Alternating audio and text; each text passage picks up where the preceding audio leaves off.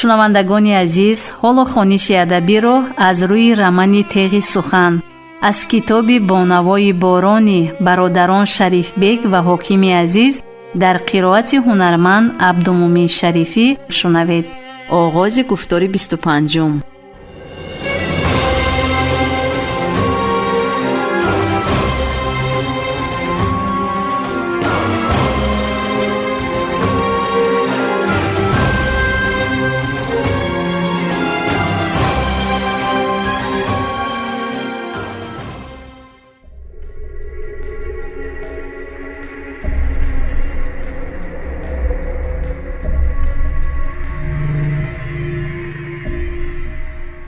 گپسری آن که شب 22 و 23 اوگوست کدام لاخلف صالح جلیل را در همان موضعی که امشب شما از تگ خرسنگ باری پنهان نموده را بینو آوردید توسط автомات 5.45 میلیمتری کلاشنیکوف به قتل رسانیده است، گفت ساربانی حامد و راست به چشمان مصاحبش نگریست.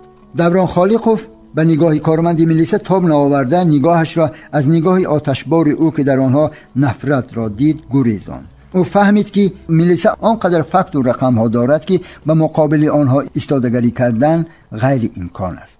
به هر حال باز تلاش بحری از ورطه بیرون آمدن خش به خرج داده گفت کدام صالح جلیل؟ زمانی که خودت در خانهش اجاره نشین بودی. شما گمان میکنید که من قصد جان او نمودم؟ ما نه، بلکه خودی دلیل ها گواهی آنند که کسی بجز خود شما به مرگ صالح جلیل منفعت دار نیست. ما چی منفعتی برداشتیم؟ پیش از همه باری آورده ای او را از خود نمودید. از کجا گرفتید که این باری آورده ای اوست؟ صالح جلیل در انتقال مواد مخدر دست داشت و 3 سال آخر مورد جستجوی ملیسه قرار گرفته بود. پس چرا ملیسه او را دستگیر نکرد؟ ما در آن عقیده ایم که او خود نیتی به ملیسه رفتن و به گناه خویش اقرار شدن داشت، ولی شما پیش دستی کردید. چخیل ما شاید مرا در نظر دارید. نه، شما یعنی خودت و لیلی انورم نه. ببین لعنتی را علاقه همش را قائل شده است. آیا شیف میفهمیده باشد که همه را همین یاوری او فروخت؟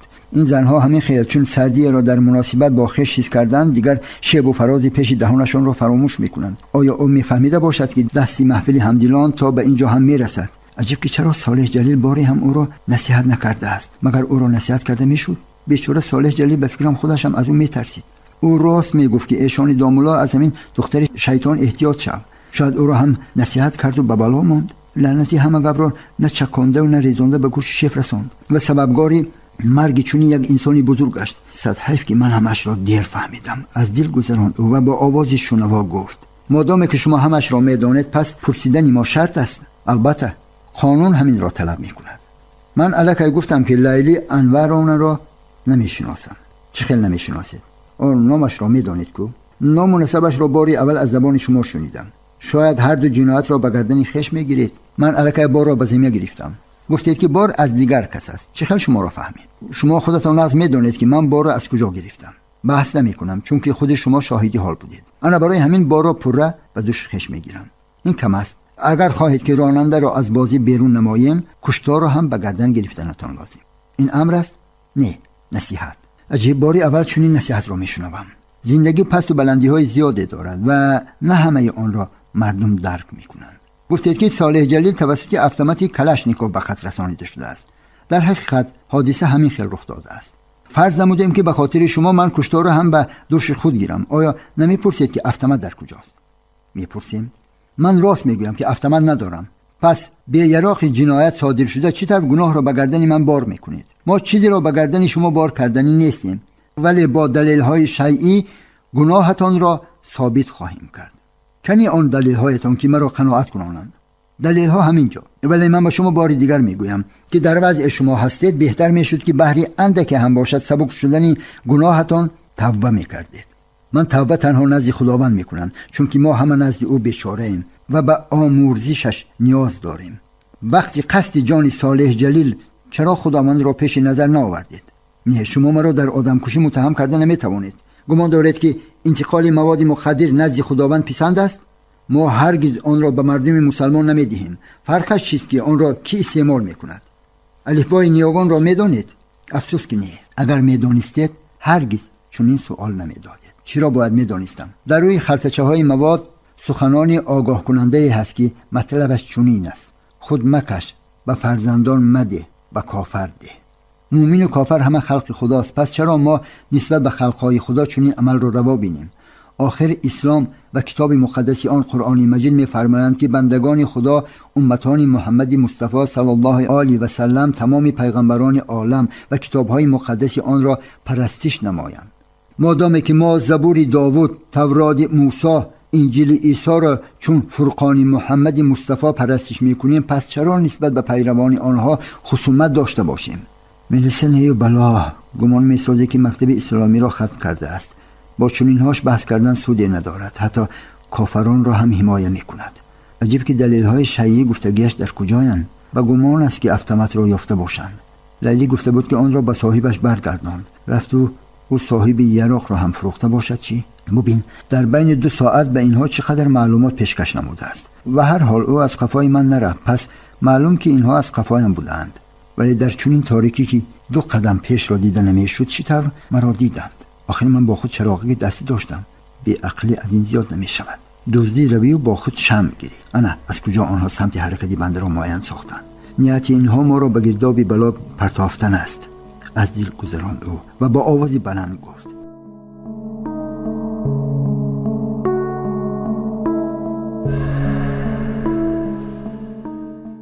فدایان راه اسلام در دیگر عقیده‌اند.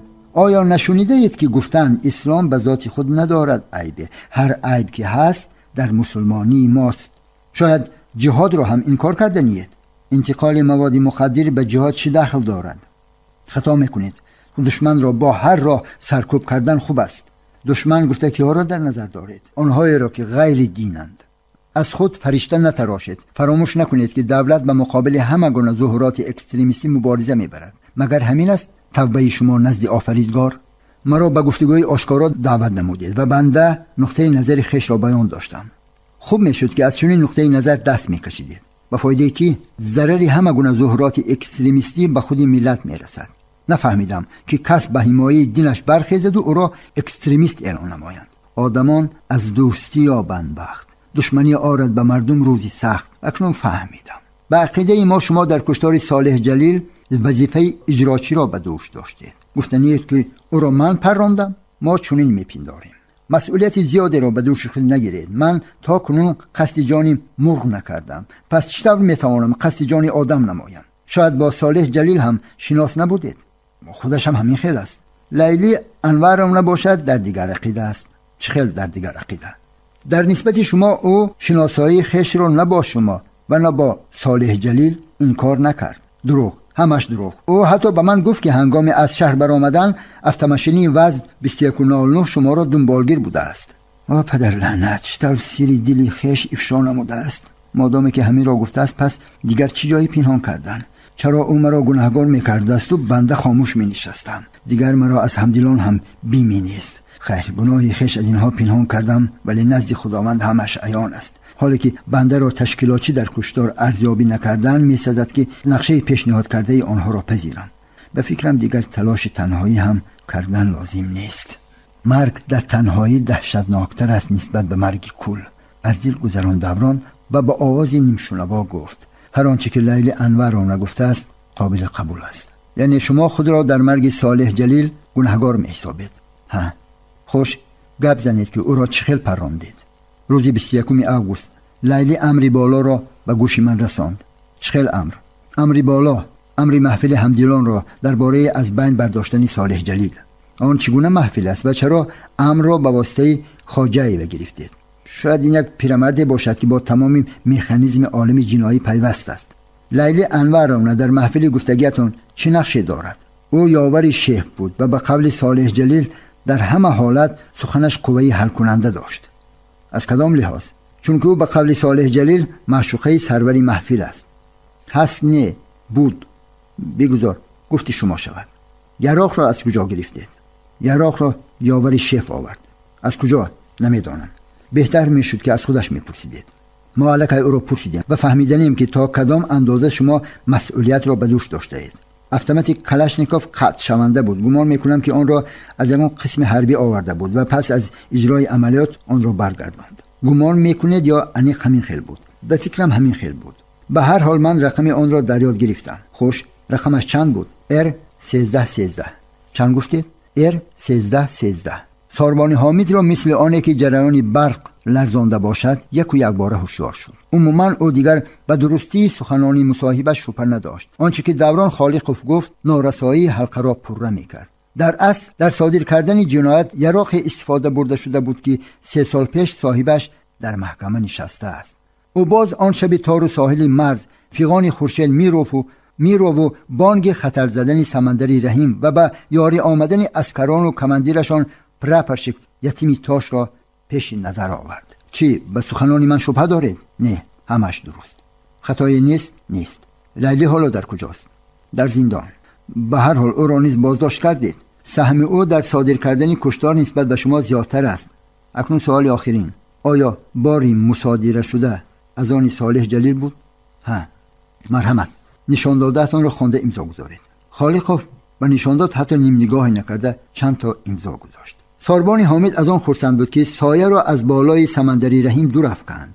در میدان نبرد یتیمی تاش روی صحنه آمد.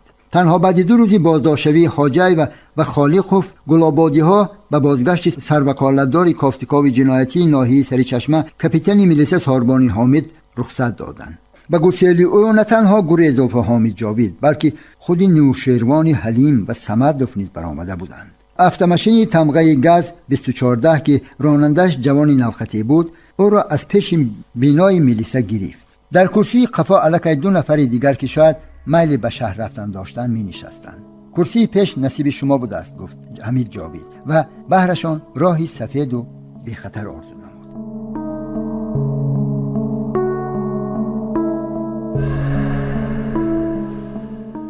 ساعتی پس آنها فرسخها از گلاباد دور شدند و چون همه سرگرم اندیشه های خویش بودند موج خیالات ساربانی حامد باز به قفا به گلاباد پرواز کرد. حادثه های 2 روزی آخر چون لینته کینا از پیش نظرش می گذشت. بعد پرسش رسمی خواجه و خالقوف در اتاق کاری مفتش صمدوف هر دو را روبرو نمودند. هنگام غرق شوی هر کس در تلاش جان خویش بوده است. به هر حال تفتیشات موی را از خمیر جدا کرد. لیلی خواجه و اقرار شد که همدیلان محصول خیالی او و صالح جلیل بوده. اعضای یگانه‌اش منقوطی در روبرویشان نشسته است. چون صالح جلیل میلی به میلیسه رفتن داشت، بنده سخنان او را در حضور همین شخص در روبرویم نشسته دوران فراموش نکن که لیلی به شیف نزدیکتر است و در همه حالت سخنش قوه حل کننده دارد را به یاد آورده از نام خویش امری بالا را رسانم. این کس حتی ذره اعتراض هم نکرد. نه اندیشید که صالح جلیل در کدام حالت دستش گرفته است. چه خیلی دستش گرفته است؟ در کجا؟ پرسید ساربانی حامد که هنگامی روبرو کنی در اتاق کاری صمدوف بود. و آنچه که لیلی گفت موی بدن او راست شد. چون خود دوران خالقوف کاپیتان میلیسه فهمید که لیلی یگانه شخصی بوده است که صالح جلیل راز دل خویش از او پنهان نمی کرده است. گز 24:10 راههای کج و کلیب کوهی را پس سر کرده رو به وادی آورد. لیلی انور را بهر دفاع خویش شرم و حیا را نیز از دست داد. صالح جلیل را بران ایدار کردنی میشد که با راهی فریب چطور او را به مهمانخانه اوست آورده دست به ناموسش زد. چرا همان وقت در این باره به میلیسه مراجعه نکردید؟ پرسید مفتش. او وعده داد که از همسرش جدا شده مرا به نکاح خویش می‌دارد. پس چه جای گیله؟ پس نآمده، گفت مفتش.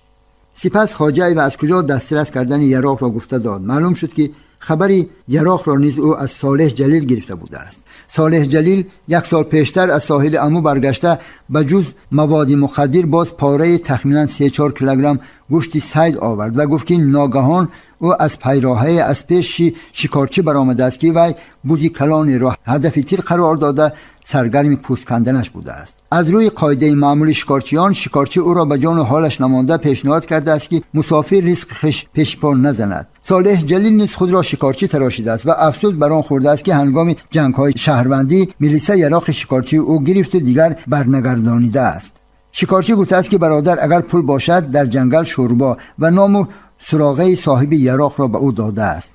چون من او را با دخترک 16-17 ساله نزد مهمانخانه دوشنبه دیدم و باز شبها در خوابش نام آن دختر را شنیدم، رشکم افزون گشت. من او را از رشک کشتم. حالا گفتید که او نیتی به میلیسه رفتن داشت، برای همین قصد جانش نمودید.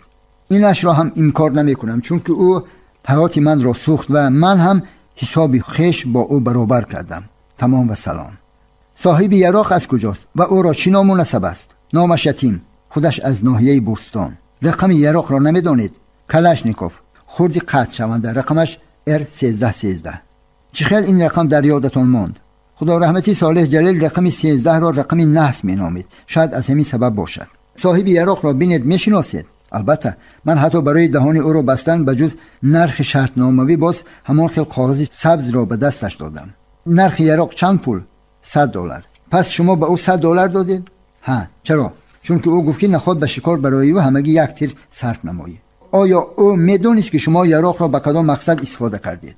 سراول نه، ولی چون آن را برگردانیدم او پیخست کرد که تیر را به کدام مقصد صرف نمودم. بیهوده نگفتن که پاره سنگ خاره را آب کرده است. ببینید شما با خود چی کردید؟ آه دل من علاو و دودی دارد. از ماشین یک بار خاموش و بی صدا باز کمی راه پیموده باز ایستاد. چی گپ شد؟ از بین اندیشه های خش بیرون آمده پرسید ساربان حامد. بنزین تمام شد، گفت راننده و از کابین برآمد. ساربان حامد این دفعه آخری یتیم تاش را با رحیموف سمندر پیش نظر آورد. آنها مقام خش عوض نموده بودند. سمندری رحیم آنچنان به چشمان مصاحبش که زمان کماندیرش بوده است نگریست که نگاهش از مغز و استخوان یتیم تاش گذشت. او автомات خش را که از خانه کماندیرش یافته بودند شناخت. اکسو R1313. چون کارمندان میلیسه یتیم تاش را پیش انداز کرده بودند، رحیموف خیلی خاموش نشسته نهایت گفت: او را خدا زد. دائما یکسان نماند چرخ گردون، غم مخور. آرام کردنی شد سمندری رحیم را مفتیش. و ساربان حامد اکنون به یاد آورد که هر کی بد کرد به بد گرفتار شد. اگر چنین نمیشد مگر دلداده صالح جلیل که به قبل خودش آهی دلش علاو و دود داشته است، مردی که بهرش چقدر لحظه های خوش زندگی را فراهم آورده بود، با تیغ سخنش از دارالبقا به دارالفنا میفرستد. مدت این 2 روز آخر که ساربان حامد با خواجه و خالق صحبت نمود انگشت حیرت گزید. کردارهای صالح جلیل و همراهانش باعث توبه بود. کماندیر نیز برای نفسی بد خویش چطور عسکر بیچاره را به دام افکنده است. او بد کرد و به غضب خدا گرفتار شد. شاید آه دلی آنهایی که از انتقال مواد مخدر به داد آمده بودند به درگاه یزدان پاک مستجاب گشت و او همه آن خدا ناشناسان را امروز سری کرسی جنایی آورد. لحظه پس راننده سری چنبرک نشست و محرک را به کار انداخت. والگه ساربان حامد و همراهانش را که آنها نیز مقیم شهر بودند با سرعت به سوی منزل خویش می‌برد.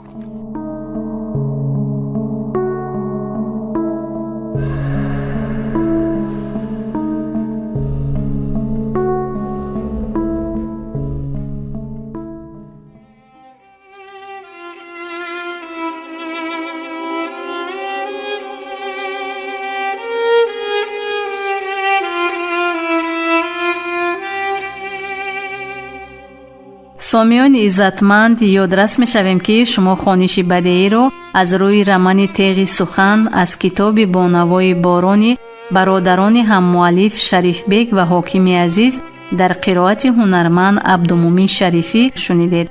در تهیه گفتار سهم گذاشتند کارگردان مغفرت ناصر و محرر لطفیه قربانова. انجام گفتار 25. دوستداری وطن و دارایی‌های معنوی آن ادبیات و فرهنگ و هنر باشد.